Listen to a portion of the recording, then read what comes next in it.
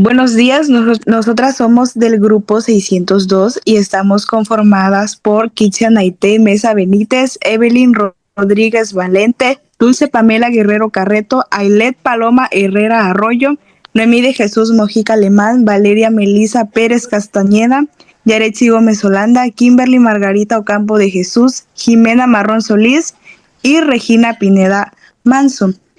Nosotros vamos a exponer sobre el concepto de derechos humanos. ¿Qué son los derechos humanos? Bueno, estos derechos humanos son el conjunto de prerrogativas sustentadas en la dignidad humana, cuya relación efectiva resulta indispensable para el desarrollo integral de la persona. Este conjunto de prerrogativas se encuentra establecido dentro del orden jurídico nacional en nuestra constitución política, tratando leyes internacionales. El origen de los derechos humanos data del origen del cilindro de Ciro. ¿Qué es esto? Este se sitúa en Babilonia del siglo VI a.C., tras la conquista de la ciudad sin apenas la resistencia. El rey persa Ciro el Grande ordenó la creación de este barril de arcilla con inscripciones en escritura cuneiforme. Su propósito inicial fue legitimarse como gobernantes ante los babilonios, a diferencia de los conquistadores anteriores, que solían alardar de la destrucción de ciudades. Ciro utilizó el cilindro para declarar que actuaría como benevolencia. El texto narra cómo permitió que los pueblos deportados para los babilonios, incluso los judíos, regresaran a sus tierras de origen y restauraran sus templos. Aunque nació como una pieza de propaganda política para estabilizar un imperio recién adquirido, hoy se le considera simbólicamente como la primera declaración de derechos humanos de la historia, ya que establecía un precedente temprano de tolerancia religiosa y libertad de culto. La Declaración de los Derechos Humanos y el Hombre del Ciudadano, en 1789. El origen de este documento es radicalmente distinto, pues surge del caos y la esperanza de la Revolución Francesa. En el verano de 1789, Francia estaba sumida en la crisis económica profunda y una estructura social estancada bajo la monarquía absoluta del rey Luis XVI. La Asamblea Nacional Constituyente buscaba un marco legal que terminaría con los privilegios de la nobleza y el clero, inspirados por los ideales de la Ilustración, con figuras como Rousseau y Montesquieu, y por la reciente Declaración de Independencia de los Estados Unidos. Los revolucionarios destacaron este texto para definir los derechos naturales de todos los hombres. A diferencia del cilindro de Ciro, que era un derecho de una monarca hacia sus súbditos, la Declaración de 1789 fue un acto de soberanía popular. Estableció que la ley debería ser la misma para todos y que el poder ya no emanaba de Dios o del rey, sino de la nación. Aunque los separe más de 2000 años, ambos documentos comparten la idea fundamental de que el poder político tiene límites y que el individuo posee una dignidad que debe ser respetada. Mientras Ciro introdujo la idea de la tolerancia estatal, la Revolución Francesa la transmitió los derechos universales. Bueno, el día de hoy yo les voy a hablar de la Carta Magna. Este es un antecedente histórico muy importante de los derechos humanos, ya que es también conocida como la Gran Carta. Este documento vemos que fue firmado en el año de 1215 por el rey Juan de Inglaterra, luego de que los nobles lo obligaran a aceptar ciertos límites a su poder, debido a que había abusado de su autoridad y violado leyes y tradiciones del reino. Esta carta vemos que representó un cambio fundamental en la historia, porque por primera vez se estableció que el rey no tenía el poder absoluto y que también debía obedecer estas leyes. Este marcó un hecho muy importante hacia el desarrollo de los derechos humanos y las constituciones modernas, especialmente en los países de habla inglesa.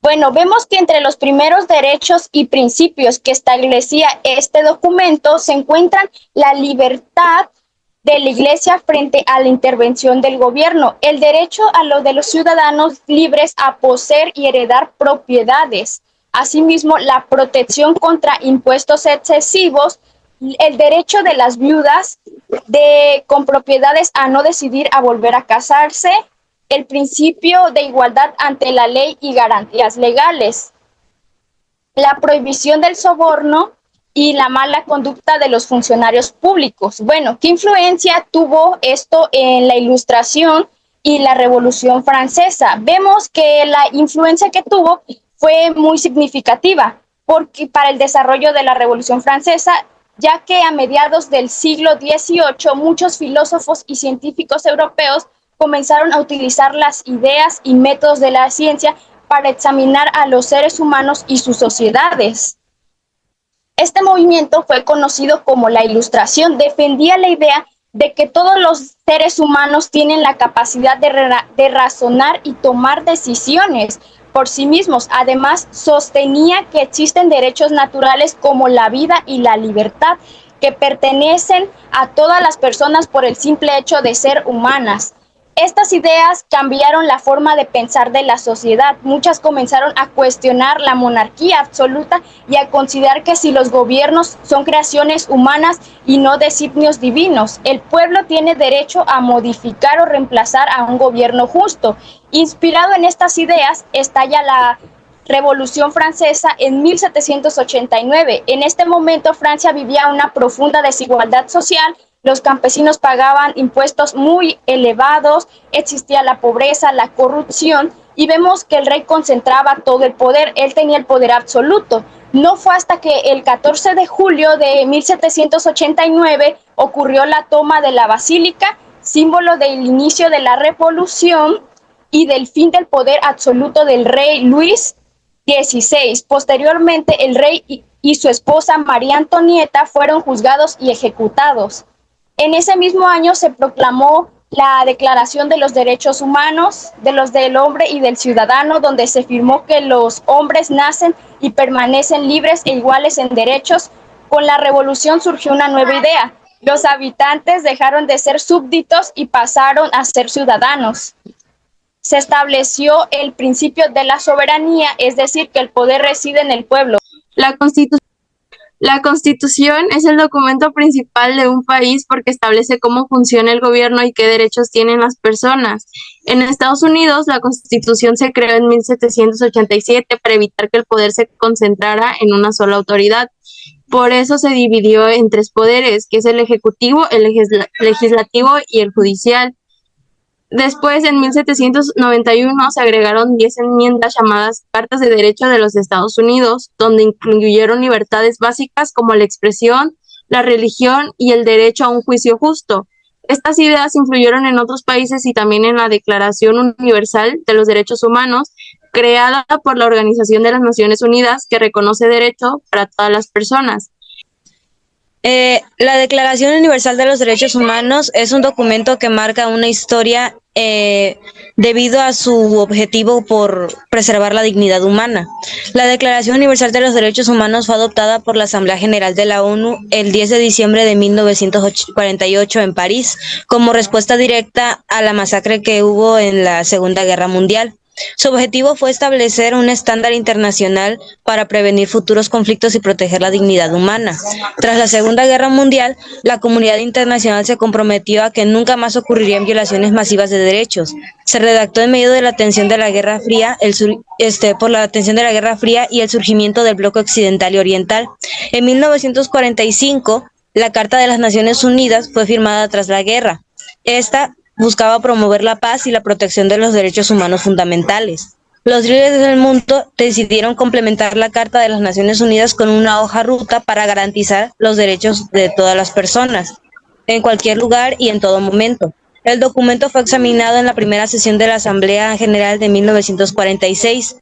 Dentro de esta declaración La Declaración Universal de los Derechos Humanos se encuentra en 30 derechos reconocidos intangibles. Los principales son el artículo primero, que se trata de la libertad e igualdad en dignidad y derechos; el artículo tercero, que es el derecho a la vida y la libertad y seguridad personal; el artículo cuarto y quinto, que es la prohibición de la esclavitud y la tortura; el artículo 7, que es la igualdad ante la ley; el artículo 19, que es la libertad de opinión y de expresión; el artículo 23, que es el derecho a al trabajo y a la libre elección del mismo; el artículo 26, que es el derecho a la educación; y el artículo 12, que es el derecho a la protección de la privacidad contra intromisiones entre la vida privada, familiar, en el domicilio y correspondencia. La Declaración Universal puede observarse como una referente que permite evaluar, en términos generales, la adecuación del comportamiento de los estados de materia de derechos humanos, pero en el ámbito internacional. No olvidemos que la declaración tiene un especial significado para las Naciones Unidas, desde el punto de partida con más fuerza moral que jurídica, y el código básico de referencia para la actividad desarrollada de codificación para las actividades de control desarrolladas por la Comisión de Derechos Humanos. En impacto y legado tenemos que la Declaración Universal ha cumplido una importante función moralizadora que ha inspirado los posteriores desarrollos de la materia de los derechos humanos, como son algunos acuerdos, planes o tratados que ha inspirado la Declaración de los Derechos Humanos en las leyes o las normas. Bueno, movimientos sociales y luchas por los derechos humanos. A mediados del siglo XX surgió en Estados Unidos un movimiento nacional por la igualdad de derechos para los afroamericanos y el fin de la segregación racial. Sus participantes realizaron sentadas, boicots, marchas y protestas enfrentando violencia, arrestos y asesinatos. Brown contra la Junta de Educación en 1954 se declaró la inconstitucionalidad la segregación en escuelas.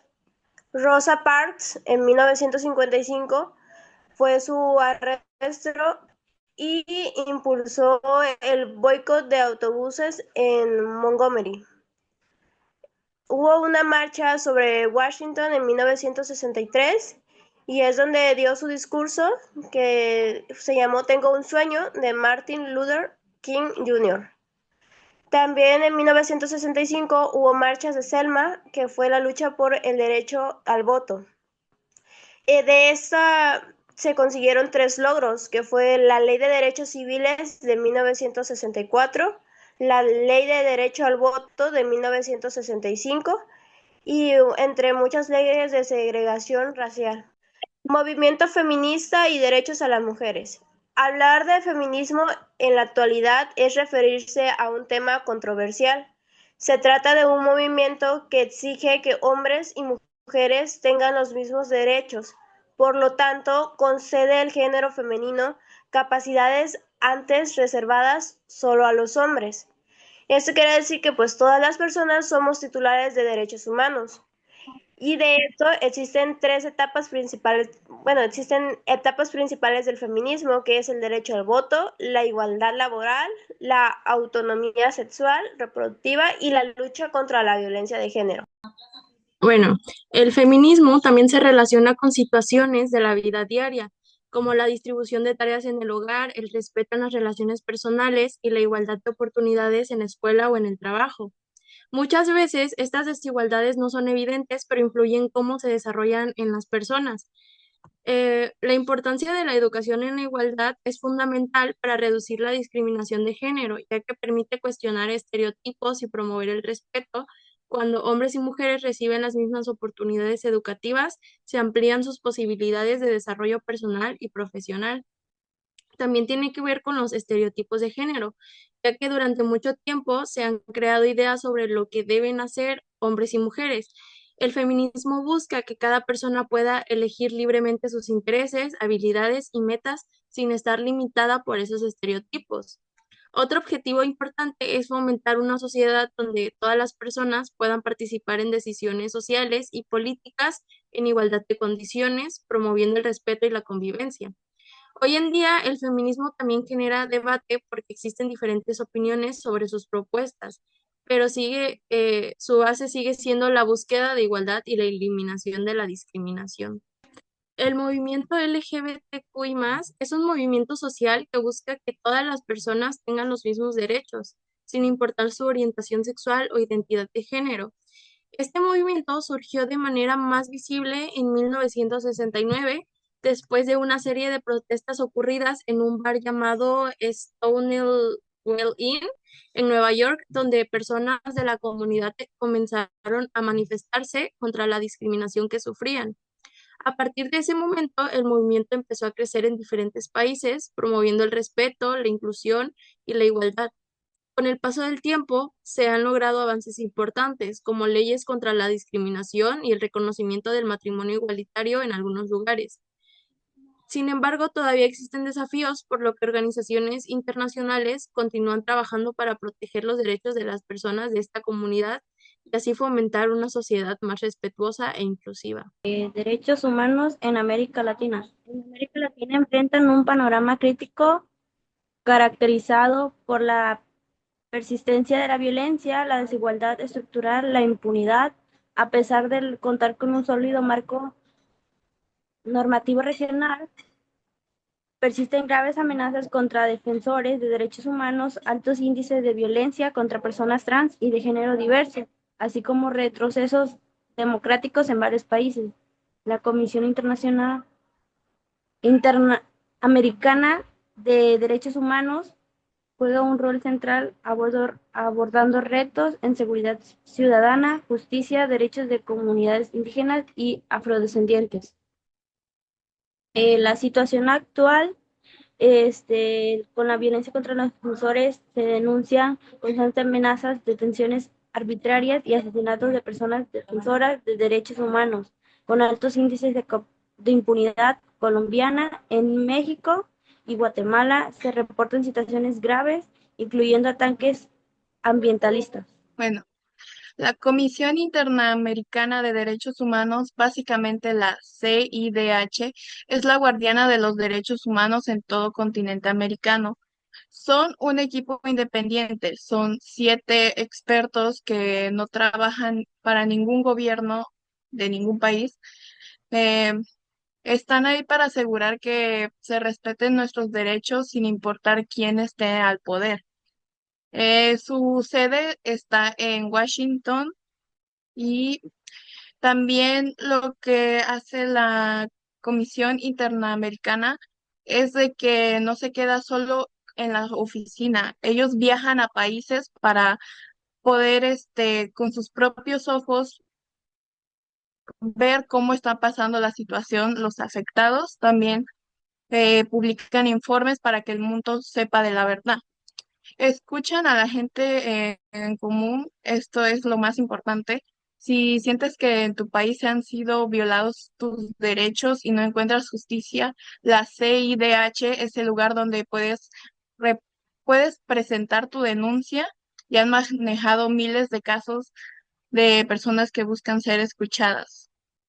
Nacidos en 1959, inspirados por la idea de que todos tenemos derechos y deberemos simplemente por ser humanos, desde entonces han sido un contrapeso clave para denunciar abusos en toda la región. Los casos más emblemáticos son como el caso González, que fue en México en 2009, que fue una sentencia fundamental sobre un feminicidio y violencia de género, donde la Corte condenó al Estado por la desaparición y muerte de 3 jóvenes en Ciudad Juárez. Este caso sucedió en Uruguay en 2011, que fue sentencia histórica sobre la sustracción de niños por agentes estables durante dictaduras, abordando el derecho a la identidad, la verdad y la búsqueda de familiares desaparecidos. También uno de los casos que se abordó fue el caso de Castañeda Guzmán, en México en 2008. Fue el primer caso en el que la Corte IDH condenó a México por violencia a derechos políticos, derechos a la tutela judicial efectiva y derechos políticos. Bueno, eh, yo voy a hablar sobre la libertad de expresión y censura. Bueno, este punto es muy importante porque, bueno, la libertad de expresión primero debemos entenderla, que surge como un derecho orientado a proteger a las personas frente a intervenciones del poder público, porque, como decía mi compañera, en el artículo 19 de la Declaración Universal de los Derechos Humanos reconoce que todo individuo tiene derecho a la libertad de opinión y de expresión. Entonces, de este modo, el derecho a la libertad de expresión no se limita a la abstención estatal, sino que se amplía al ejercicio activo de investigar, recibir y difundir información e ideas. Un ejemplo, la violencia que sufren los periodistas y activistas. Vamos a explicar que la realidad física, o sea, la censura en muchos países de que los periodistas investigan la corrupción. Entonces, abusan del poder los políticos porque a ellos les puede afectar. Y lo que hacen los periodistas es buscar información, haciendo que les cueste la vida. El asesinato y la desaparición son formas más extremas de censura. O las mujeres afganas, las de Afganistán. Solo hace 4 años, una mujer en Afganistán podría técnicamente presentarse en elecciones presidenciales, ir a la universidad o practicar deportes. Hoy, nada de eso es posible. O incluso antes de que los talibanes tomaran el poder en agosto del 2021. Afganistán figuraba entre los países con mayor desigualdad de género del mundo. Y en el poder del desafío que enfrentan los desafíos globales y nacionales. Bueno, un caso muy documentado y en la actualidad son los migrantes y el riesgo de la deportación. Hablaré un poco de este tema, es un resumen y mi compañera siguiente dirá más a profundidad sobre este tema. Bueno, con el regreso del poder de Estados Unidos en una población política abiertamente racista y xenófoba, donde ocurren deportaciones masivas que no solamente separan familias, sino que el migrante pierde su empleo. En la violencia sigue lastimando día a día a las familias, no solamente aquí en México, sino que en muchos lados del mundo. Pero en México, con regiones controladas por la macrocriminalidad, en estados como Chiapas, Sinaloa, Michoacán, Guerrero o Guanajuato, donde la línea donde separa a las autoridades de las organizaciones criminales se ha vuelto inexistente o borrosa. En el 2025 se hizo un aproximado de que al día ocurrían 80 asesinatos. Esto está registrado. La desaparición, su reclamo es vigente y actual, pues cada día hay nuevas y nuevos desaparecidos en el país porque pues resalta ante la falta de la voluntad que cumplen los estatales, la Policía Federal, porque no reconocen la magnitud de estos hechos. Entonces son las familias, las madres buscadoras, las que hacen este papel, hacen el trabajo de estas autoridades, mencionando que el abandono de los esfuerzos de identificación humana es una violación al derecho a la verdad y a la justicia. Los derechos humanos en el mundo actual. Los derechos humanos en la actualidad son normas universales que protegen la dignidad de todas las personas, enfrentando retos críticos. En 2025-2026 se observan crisis profundas, incluyendo el aumento de desigualdades, conflictos armados, la emergencia climática y la polarización social. Se busca proteger la vida, igualdad y libertad frente a la trata, impunidad y violencia. La crisis migratoria, la violencia, crisis de desapariciones, el disfuncional sistema de justicia y la crisis ambiental global son 5 de los retos para los derechos humanos. Los 10 derechos humanos más frecuentes destacados. El derecho a la vida y a la seguridad, la libertad y seguridad personal, la igualdad ante la ley y no discriminación, la libertad de pensamiento, conciencia y religión, la libertad de opinión y expresión, el derecho a la educación, el derecho al trabajo y un salario justo, derecho a un nivel de vida adecuado, ya sea salud, alimentación o vivienda. y el derecho a participar en el gobierno. La crisis migratoria y derechos de los migrantes.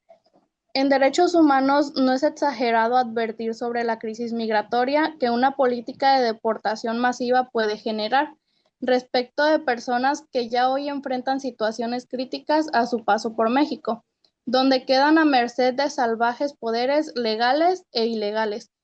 La crisis migratoria actúa marcada por flujos masivos y completos, sitúa a las personas migrantes en alta vulnerabilidad, exponiéndolas a violaciones de derechos fundamentales como detención arbitrarias, tortura y falta de acceso a servicios básicos. Los derechos de los migrantes incluyen el acceso a la salud, a la educación, a un trabajo y a la protección de la unidad familiar, sin importar su situación documental, requiriendo políticas públicas basadas en justicia social y no solo en seguridad. Aspectos claves de la crisis migratoria y derechos. Las violaciones de derechos humanos, que incluyen la denegación de derechos civiles, políticos, económicos, sociales y culturales. Vulnerabilidad especial. Los derechos en el tránsito, que incluyen el derecho a atención médica, asistencia psicológica y jurídica y condiciones dignas en estaciones migratorias. El derecho a la no incomunicación. Los migrantes tienen el derecho a realizar llamadas, recibir visitas de familiares, organismos de derechos humanos y representantes consulares. Y por último, pero no menos importante, el enfoque de los derechos humanos, ya que la ONU promueve políticas que sitúan al migrante en el centro, abordando la migración como un fenómeno de movilidad humana en el lugar de un delito, especialmente en el contexto de desplazamientos forzados. Bueno, pues esto ha sido todo por esta exposición. Muchas gracias por su atención.